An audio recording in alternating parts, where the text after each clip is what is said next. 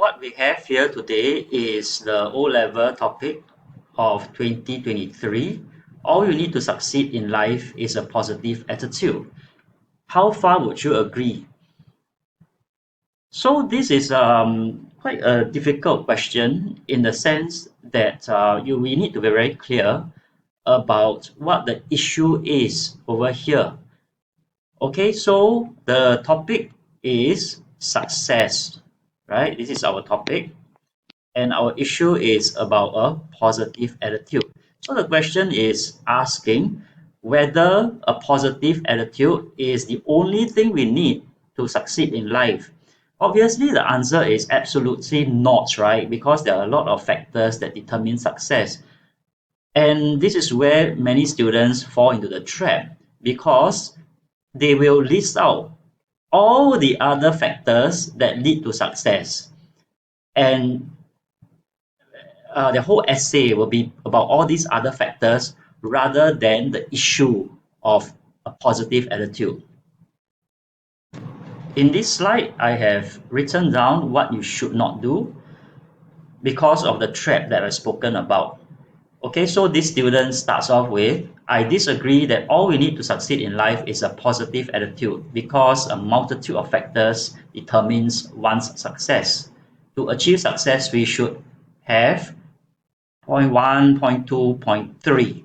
Okay, so what he has done is that he has totally disregarded the issue over here, which is having a positive attitude. I reflect upon my circle of friends, right, and I think of positive people.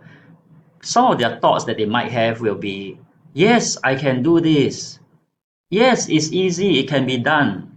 Or maybe, oh, the teacher likes me, so I enjoy the teacher's lessons. Okay, so very positive people. How does it help them and lead to success?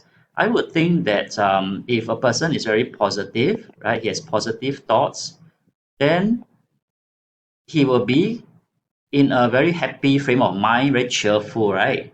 And in this case, then he will have this ability to think that he can do a certain task or achieve a certain task. And this leads to efficiency and higher productivity. So a person who is very productive obviously will be able to do much more work and achieve his goals, leading to success. Okay, then perhaps another point could be that if a person is very positive, right, he will think that he is able to accomplish a task or accomplish all the tasks that have been assigned to him. And this is in contrast, right, to a person who is very negative. This person has self-limiting beliefs. So he will think, oh, I cannot do it, right? I don't have the ability, I don't have the resources, my boss doesn't like me, my teacher hates me, and therefore he doesn't even try. So a person who tries and thinks he can do it will obviously face a higher chance of success. Okay, now we turn our attention to the other side, right? Where we say why a positive attitude does not lead to success. And this is where most students will be able to mention other factors, right, that lead to success. For example, determination, discipline, so on and so forth. Okay, now that we have done the brainstorming, right, we need to put it together in a coherent way so that your argument will sound sensible. So what we have ascertained is that we need, right, a positive attitude to succeed in life.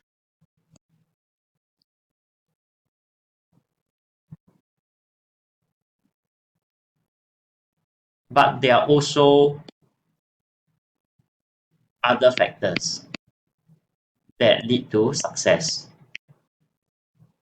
Okay, so I will put in a connector, wow, over here, right, in the front. While we need a positive attitude to succeed, there are also other factors that we need to consider. You notice by doing this, we avoid stating I disagree, I agree, I disagree to a large extent because if you do that, then we will fall into the trap, right, of addressing other factors. Now let's go into the essay proper. So in the intro, I will use a trend and say that recently much attention has been devoted to research into positive psychology, which is the scientific study of how positive emotions affect our well-being. Indeed, optimism is often associated with a happy and fulfilling life. So my thesis is, while a positive attitude is of paramount importance, other factors are also necessary for a person to succeed in life. Now we go into the first point of why a positive attitude helps. And we say that a positive attitude helps in the enhancement of an individual's efficiency, which attracts favorable outcomes. Okay, so now I have a study by the Institute of Leadership and Management of UK, and it was found that there is a distinct correlation between employees' happiness and their ability to cope with stress, ultimately leading to high productivity. And the rationale is because positive thinking stimulates the brain to make sure it is functioning at its best. And this leads to increase in energy levels, making us more alert and better equipped to perform our duties. Therefore, we can accomplish tasks more easily and quickly. Not only that, right, but positive attitudes can also influence people around us to help us. Colleagues are naturally attracted to people who are positive, and they would be more inclined to assist if they are attracted to the positive energy. So therefore, through increased productivity, one's milestones will be achieved quickly, leading to his success. This is the second point on positivity. Okay, it ensures that we have the courage to take risks, make positive changes, and persist until our goal is achieved.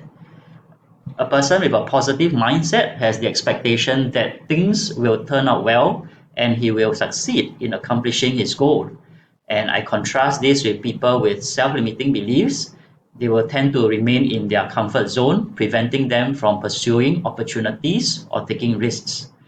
Okay, so their thoughts are that they're not good enough, not smart enough, and not savvy enough.